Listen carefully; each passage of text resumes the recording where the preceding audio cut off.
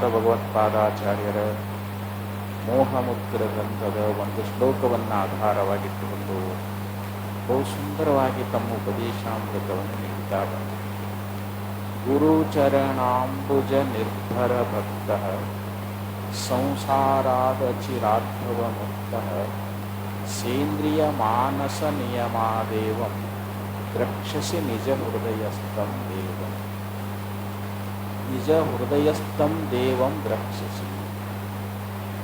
ಇಲ್ಲಿ ಪರಬ್ರಹ್ಮ ಸ್ವರೂಪ ಅನ್ನುವಂಥದ್ದು ಒಳಗೂ ಹೊರಗೂ ಎಲ್ಲ ಕಡೆಯಲ್ಲಿ ವ್ಯಾಪಕವಾಗಿದ್ದರೂ ನಾವದನ್ನು ಪ್ರತ್ಯಕ್ಷವಾಗಿ ಅಪರೋಕ್ಷವಾಗಿ ಅದರ ಅನುಭವವನ್ನು ನಮ್ಮ ಹೃದಯದಲ್ಲಿಯೇ ನಾವು ಮಾಡಿಕೊಳ್ಬೇಕು ಅಂತ ಇಲ್ಲಿ ಆಚಾರ್ಯ ಹೇಳ್ತಾ ಇದ್ದಾರೆ. ಏಕೋ ದೇವ ಸರ್ವಭೂತೇಷು ಗೂಢ ಸರ್ವವ್ಯಾಪಿ ಸರ್ವಭೂತಾಂತರಾತ್ಮ. ಶ್ರುತಿ ಹೇಳಿದಂತೆ ಆ ಭಗವಂತ ಪರಬ್ರಹ್ಮ ಸ್ವರೂಪ ಅನ್ನುವಂಥದ್ದು ಅದು ಅತ್ಯಂತ ರಹಸ್ಯವಾಗಿ ನಮ್ಮ ಬುದ್ಧಿ ಅನ್ನುವಂಥ ಗುಹೆಯೊಳಗನ ಆದರೆ ಎಲ್ಲರೂ ಆ ವಸ್ತುವನ್ನು ಅಪರೋಕ್ಷೀಕರಿಸ್ತಾರೇನು ಅಂತಂದರೆ ಇಲ್ಲ.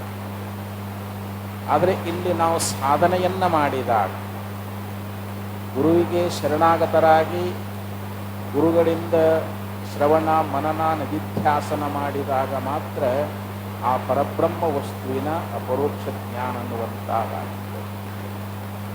ಅದಕ್ಕೆ ಹೇಗೆ ಇಲ್ಲಿ ಸೂರ್ಯಕಾಂತ ಮಣಿಯೊಳಗೆ ಸೂರ್ಯನ ಪ್ರಕಾಶ ಅನ್ನುವಂಥದ್ದು ವಿಶೇಷವಾಗಿ ಹೆಂಗಲ್ಲಿ ವ್ಯಕ್ತ ಆಗ್ತದೆ, ಹಾಗೆ ಇಲ್ಲಿ ಪರಬ್ರಹ್ಮ ಸ್ವರೂಪ ಅನ್ನುವಂಥದ್ದು ನಮಗೆ ಅದರ ಒಂದು ಯಥಾರ್ಥ ಜ್ಞಾನ.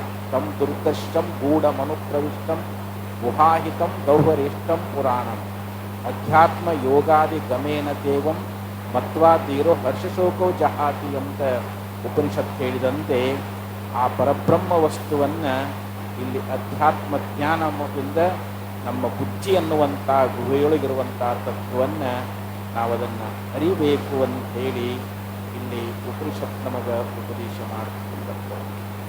ಹಾಗಾದರೆ ನಾವು ಏನು ಸಾಧನೆ ಮಾಡಬೇಕು, ಯಾವ ಸಾಧನೆಯಿಂದ ಆ ಪರತತ್ವದ ಅನುಭವ ಅನ್ನುವಂಥದ್ದು ನಮಗಾಗ್ತದೆ ಅಂತಂದರೆ ಅದಕ್ಕೆ ಹೇಳ್ತಾರೆ ಗುರುಚರಣಾಂಬುಜ ನಿರ್ಭರ ಭಕ್ತ. ಗುರುವಿನ ಚರಣ ಕಮಲದಲ್ಲಿ ಯಾರು ಅತಿಶಯವಾಗಿರ್ತಕ್ಕಂಥ ಭಕ್ತಿಯನ್ನು ಮಾಡ್ತಾ ಇದ್ದಾರೋ, ಅತಿಶಯ ಅಂತಂದ್ರೆ ಏನು, ಅದಕ್ಕಿಂತಲೂ ಹೆಚ್ಚಿನ ಭಕ್ತಿ ಎನ್ನುವಂಥದ್ದನ್ನು ನಾವು ಎಲ್ಲಿಡಬಾರ್ದು. ಗುರುವಿನಲ್ಲಿನೇ ನಾವು ಪರಮಾತ್ಮಲ್ಲಿ ಭಕ್ತಿ ಮಾಡ್ತೀವಿ, ಇನ್ನೂ ಅನೇಕ ದೇವತೆಗಳಲ್ಲಿ ಭಕ್ತಿ ಮಾಡ್ತೀವಿ. ಅದಕ್ಕಿಂತಲೂ ವಿಶೇಷವಾಗಿರತಕ್ಕಂಥ ಹೆಚ್ಚಿನ ಭಕ್ತಿಯನ್ನು ಗುರುವಿನ ಚರಣಗಳಲ್ಲಿ ನಾವು ಮಾಡಬೇಕು. ಗುರುವೇದ ಶಾಸ್ತ್ರ, ಗುರುದೈವ ತೀರ್ಥ, ಗುರು ಬಂಧು ಬಾಂಧವಾಡಿಗಳೆಂದು ಗುರುಪಾದವನ್ನೇ ಪಿರಿದು ಸೇವಿಸುತ್ತಿರೆ ವರಶಿಷ್ಯನೆನಿಸುವನು ಅಂತ ನಿಜಗುಣಶೀಲರು ಹೇಳಿದಂತೆ ಸದ್ಗುರುನೇ ಎಲ್ಲ ಶಾಸ್ತ್ರ, ಎಲ್ಲ ವೇದ, ಎಲ್ಲ ಗುರು ದೈವ ತೀರ್ಥ ಏನದ ಎಲ್ಲ ಸದ್ಗುರುವೇ ಆಗಿದ್ದಾನೆ ಅಂತೇಳಿ ಗುರುವಿನ ಪಾದದಲ್ಲಿ ಅಂಥ ನಿಷ್ಠ ಅಂಥ ಶ್ರದ್ಧೆಯನ್ನು ಯಾವನು ಇಟ್ಟಿರ್ತಾ ಇದ್ದಾನೋ ಅವನೇ ನಿಜವಾದ ವರಶಿಷ್ಯ ಅಂತ ಹೇಳಿಸಿಕೊಳ್ತಾ ಇದ್ದಾನ. ಅಂಥ ಗುರುವಿನಲ್ಲಿ ನಾವು ಶರಣಾಗತರಾಗಿ ನಾವು ಆತ್ಮತತ್ವವನ್ನು ಅರಿಯಬೇಕು. ಘೋರ ಭವಮಾಲೆಗಳುಕಿ ಮನದೊಳು ಆರಿಂದ ತೊಲಗುವುದೆಂದು ಚಾರು ಗುರುಪದವಿಡಿಯೇ ಮೊದಲ ಸಂಸಾರವೆನಗಿಲ್ಲವಾದುದು. ಶ್ರೀಮಂತ ಕೂಡ ಹೇಳಿಕೊಂಡು ಬಂದರು. ಒಬ್ಬನೊಬ್ಬ ಉತ್ತಮ ಜಿಜ್ಞಾಸು ಈ ಸಂಸಾರದ ಎಲ್ಲ ತಾಪಗಳಿಗೆ ಬೇಸತ್ತು. ಯಾಕಂದರೆ ಅನಂತ ಜನ್ಮಗಳಲ್ಲಿ ಈ ಸಂಸಾರ ದುಃಖವನ್ನು ಅನುಭವಿಸ್ಕೊಂಡು ಬಂದಿದ್ದೀನಿ. ಈ ಸಂಸಾರದಲ್ಲಿ ಯಾರೂ ಕೂಡ ಈ ಸಂಸಾರ ತಾಪವನ್ನು ಪರಿಹರಿಸಲಾರರು. ಇದು ಸದ್ಗುರುವಿನ ಬಳಿಗೆ ಹೋದ್ರೇ ಈ ಸಂಸಾರ ದುಃಖ ದೂರ ಆಗ್ತದ ಅಂಥೇಳಿ ಮನಸ್ಸಿನಲ್ಲಿ ವಿಚಾರ ಮಾಡಿ ಚಾರು ಗುರುಪದವಿಡಿಯೇ ಇಲ್ಲಿ ಮನೋಹರವಾಗಿರ್ತಕ್ಕಂಥ ಸದ್ಗುರುವಿನ ಚರಣಗಳಿಗೆ ಅವನು ಶರಣಾಗತನಾದ ಅಂತಂದ್ರೆ ಆ ಸದ್ಗುರುನಾಥ ನಮಗೆ ಬೋಧ ಮಾಡ್ತಾನ. ನೋಡಪ್ಪ, ನಿನಗ ಸಂಸಾರವೇ ಇಲ್ಲ, ಈ ಹುಟ್ಟು ಸಾವು ಅನ್ನುವಂಥ ಈ ಸಂಸಾರ ಬಂಧನ ಅನ್ನುವಂಥ ನಿನಗೆ ಬಂದೇ ಇಲ್ಲ. ನೀ ಕೇವಲ ಶುದ್ಧ ಪರಬ್ರಹ್ಮ ಸ್ವರೂಪನೇ ನೀ ನದಿ ಅಂತ ಹೇಳಿದಾಗ ಆ ಸಂಸಾರ ದುಃಖವನ್ನು ಕಳ್ಕೊಂಡು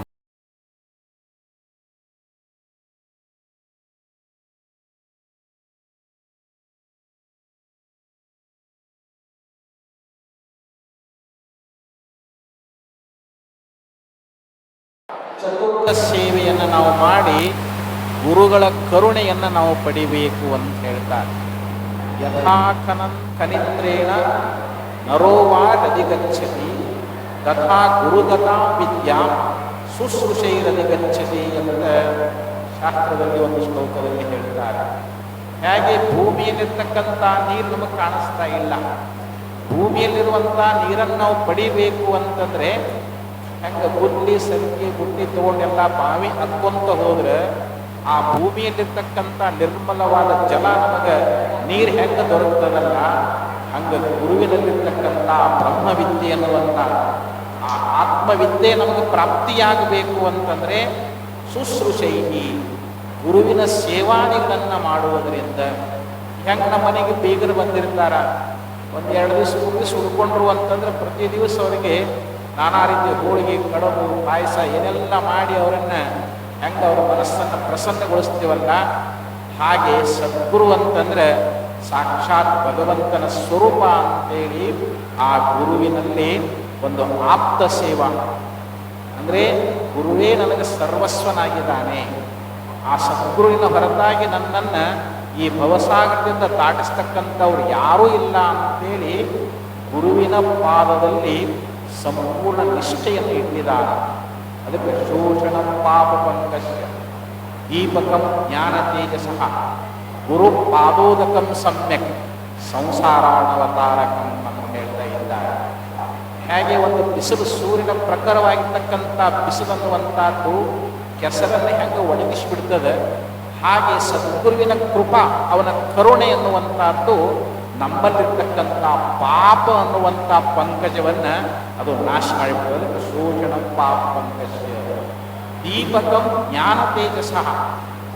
ಹೆಂಗೆ ಒಂದು ಕತ್ತಲೆ ಇದೆ, ನಾವು ದೀಪವನ್ನು ಹಚ್ಚಿಬಿಟ್ರೆ ಆ ಕತ್ತಲೆ ಎನ್ನುವಂಥದ್ದು ಹೆಂಗೆ ನಿವಾರಣೆಯಾಗಿ ಎಲ್ಲ ಕಡೆ ಜ್ಯೋತಿ ಎನ್ನುವಂಥದ್ದು ಬೆಳಗ್ತದೆ, ಹಾಗೆ ನಮ್ಮ ಹೃದಯದಲ್ಲಿರ್ತಕ್ಕಂಥ ಅಜ್ಞಾನ ಅನ್ನುವಂಥ ಈ ಕತ್ತಲೆಯನ್ನು ಹಚ್ಚುತ್ತ ಹೋಗುವಂತೆ ಮಾಡೋನು ಯಾರು ಅಂದರೆ ಸದ್ಗುರು.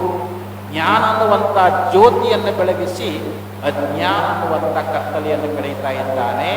ಅದಕ್ಕೆ ಗುರು ಪಾದೋದಕಂ ಸಮ್ಯಕ್ ಗುರುವಿನ ಒಂದು ಪಾದ ಪೂಜೆಯನ್ನು ಮಾಡಿ ಆ ಪಾದ ತೀರ್ಥವನ್ನು ನಾವು ಸರಿಯಾಗಿ ಸೇವಿಸಿದ್ದಾದರೆ ಸಂಸಾರಾಣವತಾರಕಂ ಈ ಸಂಸಾರ ಅನ್ನುವಂಥ ಸಮುದ್ರವನ್ನು ನಾವು ಸುಲಭವಾಗಿ ದಾಟಿ ಹೋಗಿಬಿಡ್ತೀವಿ ಅಂತೇಳಿ ಗುರುಗೀತೆಯೊಳಗೆ ಬಹಳ ಸುಂದರವಾದ ಒಂದು ವಿಚಾರವನ್ನು ಹೇಳ್ತಾ ಇದ್ದಾರೆ.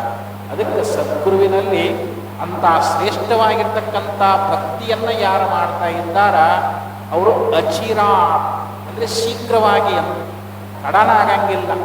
ಹೆಂಗೆ ದೀಪ ಹಚ್ಚಿದ ಕೂಡಲೇ ಕತ್ತಲೆ ಹೋಗಕ್ಕೆ ಸಮಯ ತಗೊಳ್ತದೇನೋ ಅಂತಂದ್ರೆ ಇಲ್ಲ, ಹಂಗೆ ನಮ್ಮ ಗುರುವಿನ ಕರುಣ ನಮ್ಮ ಮೇಲೆ ಹರಿದು ಬಂತು ಅಂತಂದರೆ ಧರಣಿ ಶಶಿ ರೋಚಿಗಳ ಕಿರಣಗಳ ಇದಿ ಸಂಹರಿಸದ ಅಜ್ಞಾನ ತಿಮಿರಮಂ ಕೆಡಿಸುವುದು ಗುರುವರ್ಯನ ನಸುನೋಟ ಅಂತ ಹೇಳಿದಂತೆ ಆ ಸದ್ಗುರುನಾಥನ ಕರುಣಾದೃಷ್ಟಿ ನಮ್ಮ ಮೇಲೆ ಹರಿದು ಬಂದರೆ ನಮ್ಮೊಳಗಿರ್ತಕ್ಕಂಥ ಅಜ್ಞಾನ ಅನ್ನುವಂಥದ್ದು ಸಂಪೂರ್ಣ ನಷ್ಟವಾಗಿ ನಾವು ಶ್ರೇಷ್ಠವಾದ ಪರಬ್ರಹ್ಮದ ಸಾಕ್ಷಾತ್ಕಾರವನ್ನು ಮಾಡಿಕೊಂಡು ನಿತ್ಯ ಮುಕ್ತಿ ಅನ್ನುವಂಥದ್ದನ್ನು ಪಡೀತಾ ಇದ್ದೀವಿ. ಅಂಥ ಅಪ್ಪಾಜಿಯವರು ಸಾಕ್ಷಾತ್ ಚನ್ನವೃಷಭೇಂದ್ರ ಮಹಾಸ್ವಾಮಿಗಳವರ ಅವತಾರಿಗಳಾಗಿರ್ತಕ್ಕಂಥ ಅಪ್ಪಾಜಿಯವರು ನಮಗೆ ದೊರಕಿದಾರ ನೋಡಿ. ಅವರು ಎಂದು ಇಲ್ಲಿ ಪಾದಾರ್ಪಣ ಮಾಡಿದರು, ನಾವು ಬಹು ವರ್ಷಗಳಿಂದ ಬಂದು ನೋಡ್ತಾ ಇದ್ದೇವೆ. ವರ್ಷಕ್ಕೆ ವರ್ಷ ಈ ಮಠದಲ್ಲಿ ಬಹಳ ಅಭಿವೃದ್ಧಿ, ಸುಂದರವಾಗಿರ್ತಕ್ಕಂಥ ಒಂದು ಮಂದಿರ, ಆ ಮಂದಿರ ಆಗಲಿಕ್ಕೆ ಉದ್ಘಾಟನೆ ಆಗಲಿಕ್ಕೆ ನಾವು ಬಂದಿದ್ದೀವಿ. ಅವಾಗ ಏನು ನೋಡಿದರೆ ಇದೆ ಬಹಳ ಹಳೇದಾಗಿತ್ತು ಮಠ. ವರ್ಷ ನೋಡ್ತಾ ಇದ್ದೀವಿ. ನಮ್ಮ ಇಲ್ಲಿ ಕುಲಕರ್ಣಿ ಸಾಹೇಬರು, ಇಲ್ಲಿ ಭಕ್ತ ವರ್ಗದವರು ಪ್ರತಿ ವರ್ಷವೂ ಕೂಡ ಇದನ್ನು ಬಹಳ ಅದ್ಭುತ ರೀತಿಯೊಳಗೆ ವರ್ಷ ಬಂದಾಗ ಹೊಸದನ್ನೇ ನೋಡ್ತಾ ಇದ್ದೀವಿ. ಎಲ್ಲಕ್ಕೂ ಕಾರಣ ಅಪ್ಪಾಜಿಯವರ ಒಂದು ಕೃಪಾ, ಅವರ ಕರುಣೆಯಿಂದ ಈ ಮಠ ಅನ್ನುವಂಥದ್ದು ಇಷ್ಟೊಂದು ಅಭಿವೃದ್ಧಿ ಅನ್ನುವಂಥದ್ದನ್ನು ಬಂದಿದೆ. ಈ ಕಾರ್ಯಕ್ರಮ ನೋಡಿ ನಮಗೆ ಭಾಳ ಸಂತೋಷ ಆಗ್ತದೆ. ನಾವೇನು ಕೈಲಾಸದೊಳಗದೇವೇನೋ ಅಪ್ಪ ಅವರೇ ಇದು ಪರಮೇಶ್ವರ, ಆ ಪರಮೇಶ್ವರನ ಸನ್ನಿಧಿಯೊಳಗೆ ನಾವು ಇದ್ದುಕೊಂಡು ಇಂಥ ವೈಭವಯುತವಾಗಿರ್ತಕ್ಕಂಥ ಕಾರ್ಯಕ್ರಮವನ್ನು ನಾವು ಕಣ್ತುಂಬ ನೋಡ್ತೀವಿ ಅಂತಂದರೆ ಯಾವುದೋ ಒಂದು ಪುಣ್ಯ ವಿಶೇಷ ಅಂತೇಳಿ ನಾವು ಬಯಸ್ಕೊಳ್ಬೇಕು ಅಂತ ಅಪ್ಪಾಜಿಯವರ ಒಂದು ಸೇವೆಯನ್ನು ಮಾಡ್ತಕ್ಕಂಥ ಸದ್ಬುದ್ಧಿಯನ್ನು ಅಪ್ಪಾಜಿಯವರು ಎಲ್ಲರಿಗೂ ಕರುಣಿಸಲಿ ಅಂತೇಳಿ ಈ ಎರಡು ನುಡಿಗಳನ್ನು ಅಪ್ಪಾಜಿಯವರ ಕೃಷಿಯನ್ನು ಮಾಡ್ತಾ ಇದ್ದೇನೆ.